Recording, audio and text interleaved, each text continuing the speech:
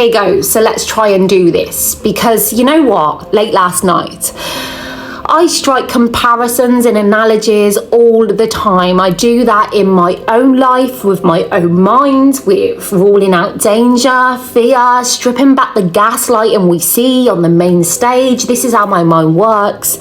And sometimes it's too late for me to grab the camera, grab the light and speak away like this. So what I do is I bring it to my community page and save it to a time where I can bring that post like I am to you today.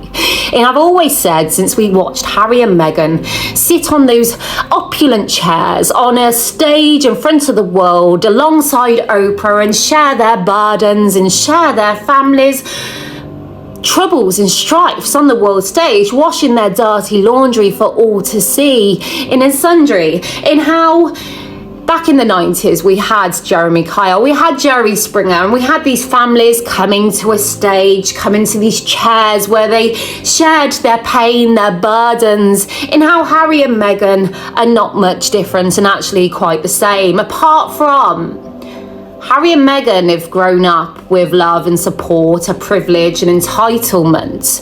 They had the money to begin, unlike people that were on Jeremy Kyle, Jerry Springer, that have probably been let down by their brother's wife, their sisters, their uncles, their dads, their parents, who didn't have much more opportunity in life. And, you know, I'm trying to work out which could we judge more in these moments, because Jeremy Kyle and Jerry Springer brought that car crash TV, which everyone couldn't help but to tune in, to bring more, to watch more, as they all rolled out to do DNA tests, to cast doubt on their dad. And, you know, is it any different from what we watched Harry and Meghan do and achieve with their platform so great? Take away the sparkly titles from the name they took and gained and how they get that opulent chair on that stage, and it's just the same as Jeremy Kyle and a member that would sit on a chair on his stage. Of course, we all watched on with Harry and Meghan, aware that his family could not take that stage and would not take that stage, thank God. Because never complain and never explain is something they built their foundations on, a respect for themselves, decorum.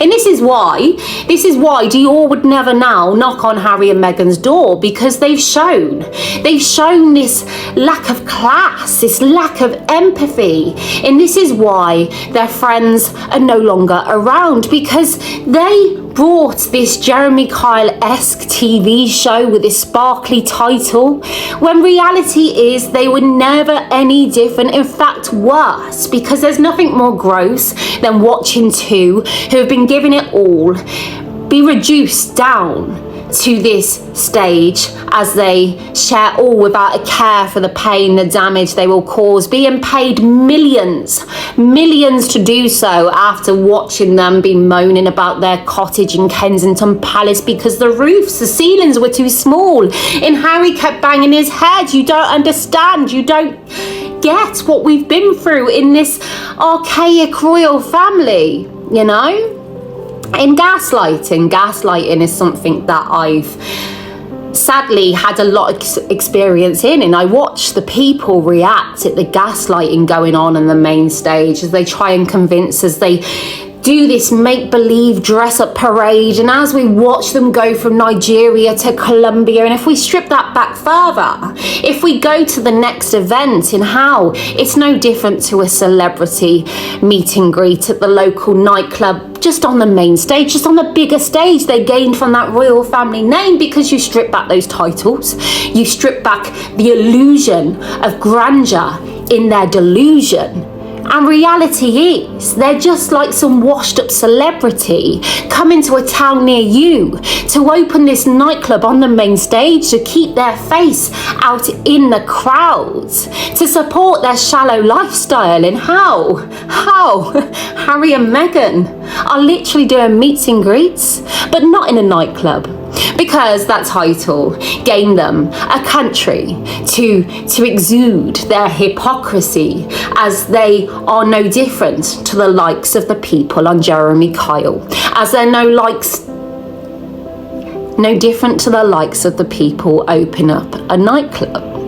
You know, and I don't pass judgment on the people on Jeremy Kyle, because the reality is I lived a life which would have made my story on there worthwhile. I understand that desperate bid, that only opportunity in life that was given to them to share their story, to get their 5 minutes of fame. But Harry and Meghan had the fame.